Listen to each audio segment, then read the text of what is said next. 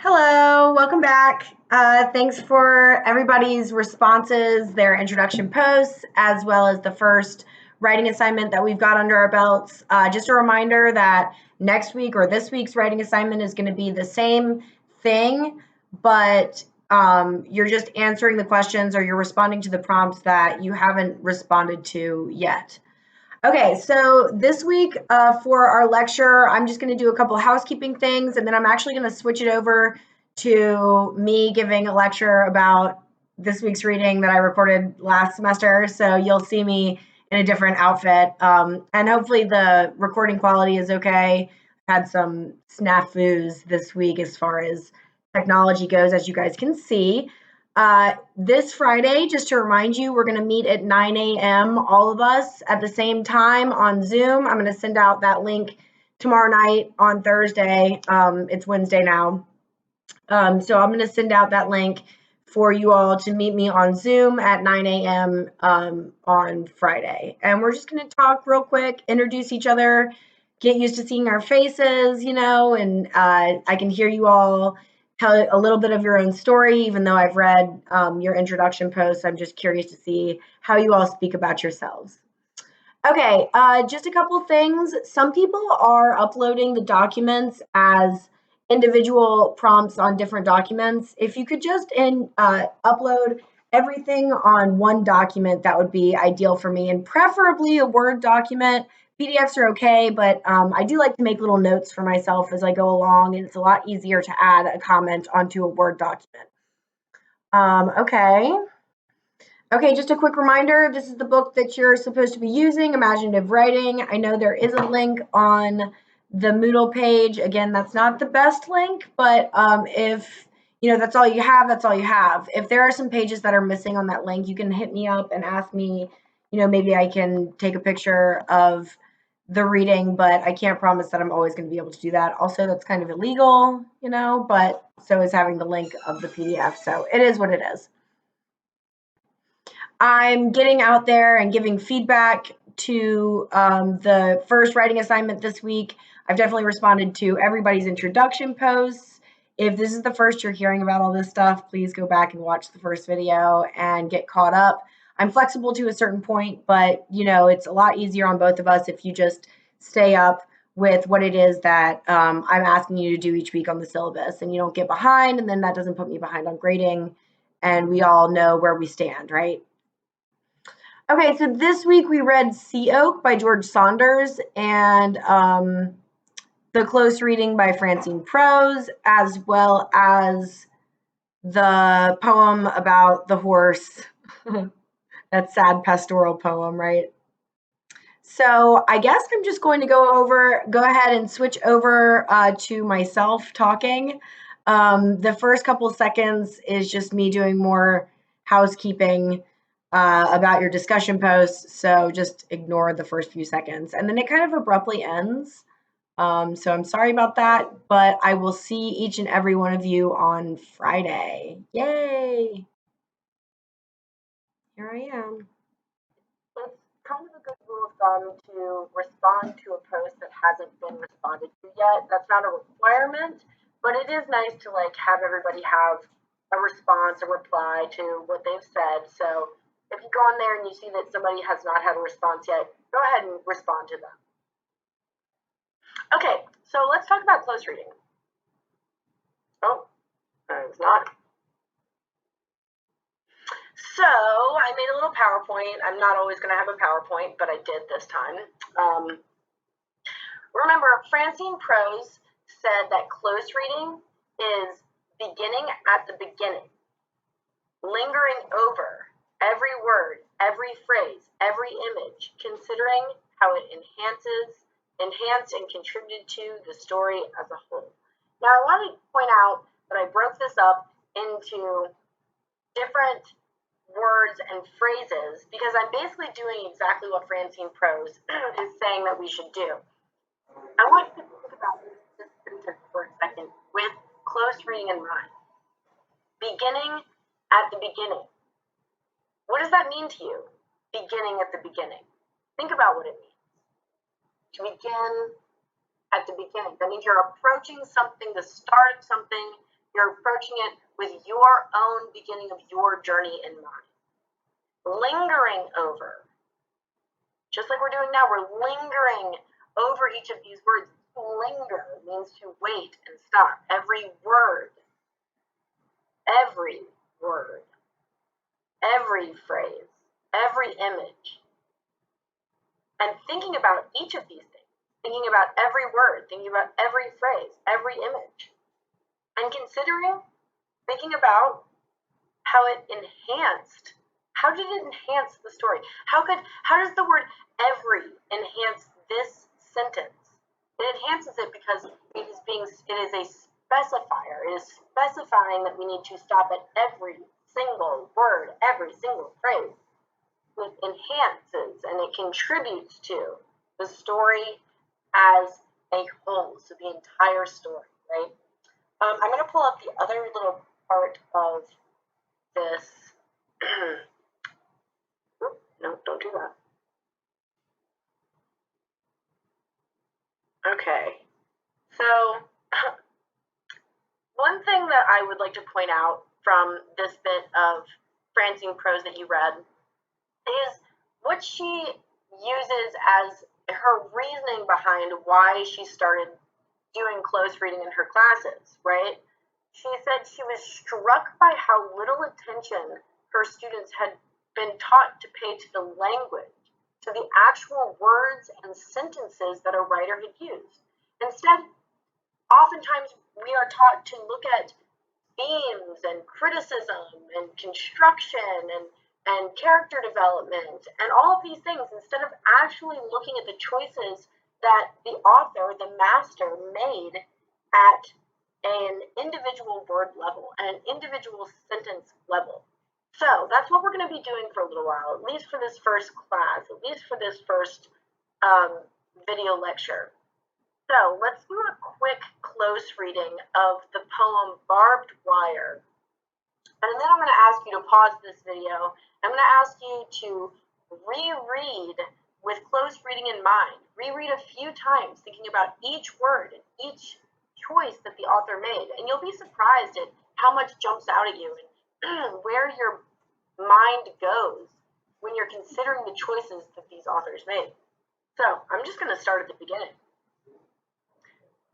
One summer afternoon. Right there, one. We know it is in a single time instance. And then summer. How does summer enhance and contribute to this overall poem? Well, we know what happens in the poem because we've read it. We've read it once through. And we're starting at the beginning. We're beginning at the beginning again. And we're carefully considering each of these words.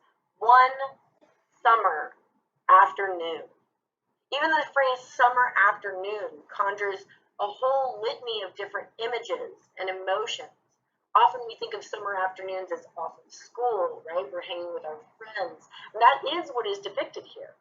And without that summer afternoon, this could have happened in the wintertime. It wouldn't have had the same thick, sort of slow feeling to it.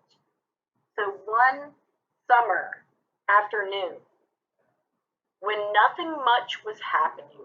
Nothing much was happening. Again, we've got that thick summer, dog days of summer feel where the author, the speaker of the poem, I should say, when the speaker of the poem is just hanging out. They were standing around. Now, the word they kind of takes this entire poem, the use of the pronoun they, takes this poem a step away. We'll talk about distance sometime in the future, distance of the speaker of the poem to the subject of the poem to the reader of the poem. But they takes it a step backwards, doesn't it? It takes it from the speaker of the poem saying, I was standing around, which would drop us right in that instance. Instead, they were standing around. You just, I don't know, I picture this like group of young boys, like sort of standing on a farm, you know, beside a tractor, right? Standing around a tractor. That phrase right there, standing around a tractor. Now, you all might be getting a little bored with me, and sometimes close reading does that, right? Sometimes it takes a long time to consider each word, each phrase. But we're learning from masters here. This is the final draft. Who knows how many drafts came before this? But I like to imagine that many drafts come before a final product because I'm never able to write something so masterful as soon as I sit down to write it. So it's nice to consider many drafts coming before this, many choices, right? So they were standing around a tractor beside the barn, while a horse in the field, while a horse in the field. All of this is enhancing and contributing to this pastoral sort of vibe that we're getting from, this whole setting. They're setting, the speaker of the poem is setting the stage for something, as we know, awful to happen, right? But all of the word choices, it's almost plain, isn't it? It's almost slow and full of that summertime, slow, thick energy. While a horse in the field poked his head. Not like he said, stuck his head between or wedged his head between or, the horse just simply poked his head like the horse has done 1,000 other times. Poked his head between two strands of the barbed wire fence to get at grass along the lane. So, poked his head. And then the word strands here. The word strands leaves us thinking that these are just, innocuous little bits of barbed wire, no big deal, right? But no, when it happened, the word it, the huge, significant moment, right? Something they passed around the wood stove late at night for years. So close reading of these poems, a close reading of everything that we read will lead you to consider your own writing, your own word choices. And it doesn't happen on the first draft. And I'm not saying I want you to sit around and carefully consider each word as you write it. In fact, it's almost the opposite. I want you to turn off your brain a little bit, turn off that inner editor. The inner editor is that person who sits on your shoulder and says, no, this word isn't right. Turn off your inner editor and just let it go. But when you come to revise, carefully think about each word. But really, I'm more asking you to close read during your writing. None of these things were written by mistake. Each word was carefully chosen. How does it enhance and contribute to the story, to the poem as a whole? Okay? So, I want you to pause, and I want you to reread the whole poem again. I know it's a little bit, daunting, and it takes a minute, but reread this poem again. Think about these word choices. Think about each moment in the poem as its own individual choice.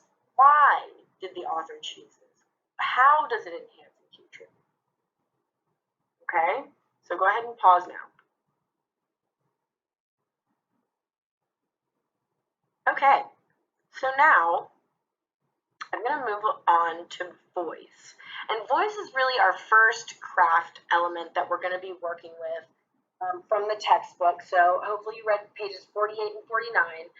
Now I'm going to let imaginative writing do a lot of the groundwork as far as giving you definitions and giving you etymology and background and all of that. And I'm going to be focusing mostly on what you read and what I'm hoping that you're going to get from what we're reading. So hopefully you read voice, pages 48 and 49 from imaginative writing. Now I'm going to look at voice and barbed wire. Remember, voice is diction or word choice, and syntax is the arrangement of words, but it's also imagery, idiom, rhythm, range, right? I love the quote on page 48 of imaginative writing by Joan Didion, which she says, all I know about grammar is its infinite power. To shift the structure of a sentence alters the meaning of that sentence, and as definitely and inflexibly as the position of the camera alters the meaning of the object photographed. Right? So we arrange and rearrange words on the page in order to really get across the exact hot spot or cold spot that we're trying to get across the reader. You're going to hear me say hot spot and cold spot a couple of times this semester because I really do believe that there are hot spots in our writing, places where it draws the eye, and cold spots, places where you're, letting off a little bit, kind of cruising through what you're saying. So keep that in mind. Okay. These are places that I noticed in barbed wire that have particular voice, particular enhancement through the diction or the syntax is right here, right? Something they passed around the wood stove late at night for years but could never explain. Someone may have dropped a wrench into the toolbox or made a sudden move, or merely thought what might happen if the horse got scared, and then he did get scared. So you see how this anaphora, we've got or, repeating, and we've got if the horse got scared, then he did get scared. And just the way that that phrasing comes off of the tongue, the way that the phrasing works together, it enhances that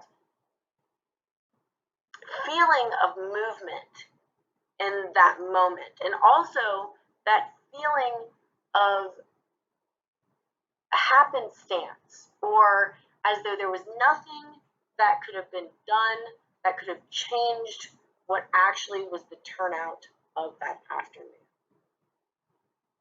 And then a lot of the times we have word choice that sets us up with the setting or the characters.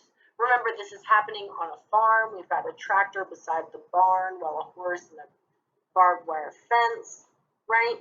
So we've got 10 feet before he pulled free and ran a short way into the field, stopped and planted his hooves wide apart like a sawhorse, right? We've got more of these words, pulled free and sawhorse. These are all sort of country terminology, right? These are all sort of, terminology that would make you think of somebody working on a farm.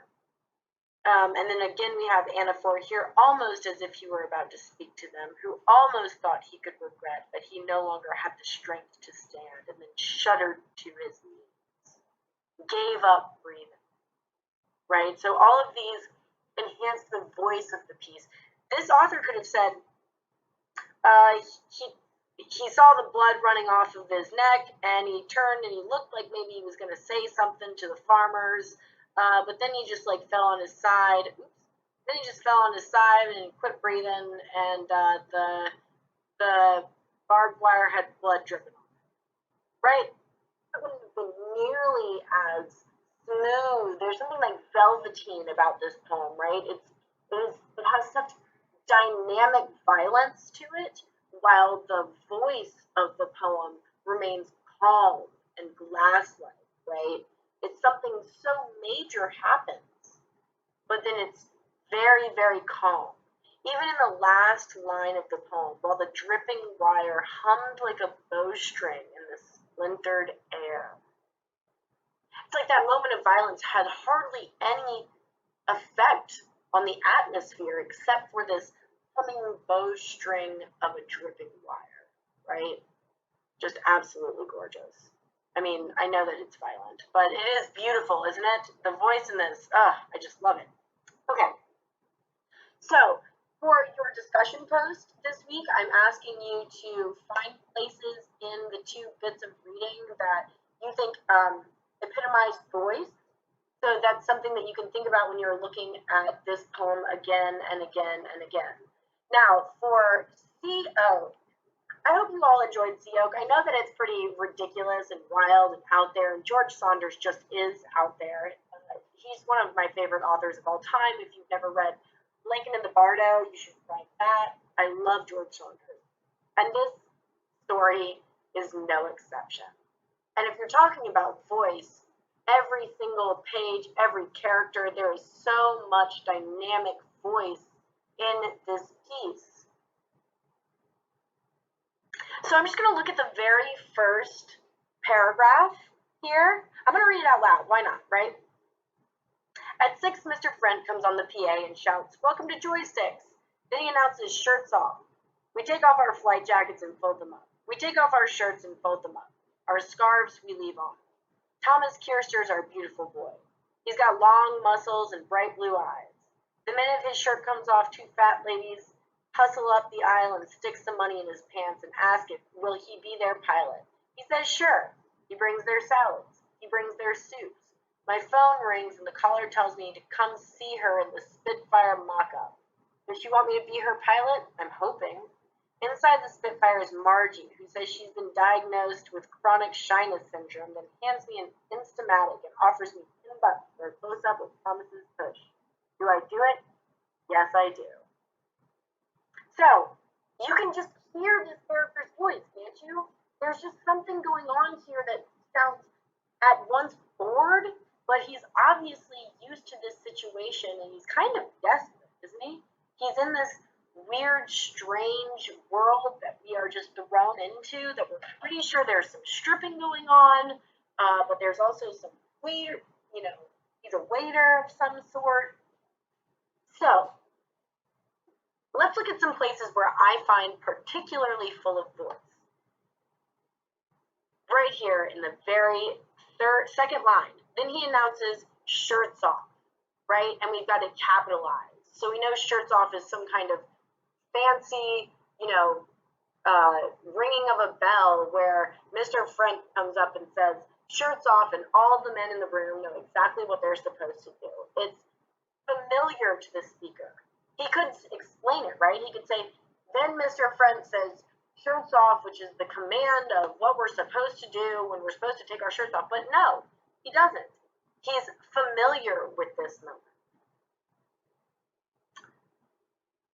Again, we've got some repetition here, some anaphora. That's repetition. If you hear me say anaphora, I mean repetition. But we take off our flight jackets and fold them up. We take off our shirts and fold them up. Our scarves we leave on. So it's this, the way that he's put together this syntax, he's got this repetition. So it sounds like he's going through a process of something that, he's familiar with, and he's explaining it to the reader. And right there, then he moves immediately into Thomas Kierster, which is kind of funny because Thomas is Persian. Yeah. Anyways, he's got long muscles and bright blue eyes. The minute his shirt comes off, two fat ladies hustle up the aisle and stick some money in his pants and ask, will he be their pilot? Again, Saunders isn't explaining to us these things. He's just allowing the character to be familiar with it. And familiar in the odd. That's another thing that voice is really important for, is to be unique, right? Two fat ladies hustle up the aisle and stick some money in his pants. That's not just saying, two women walked up the aisle of the restaurant with their money in their hands and they, reach over. It's not tedious. It's not tedious. It just flows quickly in phrases that are familiar. So, and then finally, do I do it? Yes, I do. That is probably the best example of voice from this first paragraph here, because again, it is so natural. It's as if the character is speaking. The combination of the question and the answer is like you're directly inside the head of the main character, of the speaker of this piece, right? Okay, so we're going to be talking a lot about voice throughout the semester. All right. And, these are just two small examples, but I am a huge nerd for voice. You're going to hear me talk a lot about voice. You're going to hear me get excited about voice. We're going to be pointing out a lot of places where voice is happening in our reading. So I'm looking forward to seeing what you guys wrote about the George Saunders story or Barbed Wire. Either of those are places that you can pull from for your discussion post this week. Well, that is basically all I have for voice.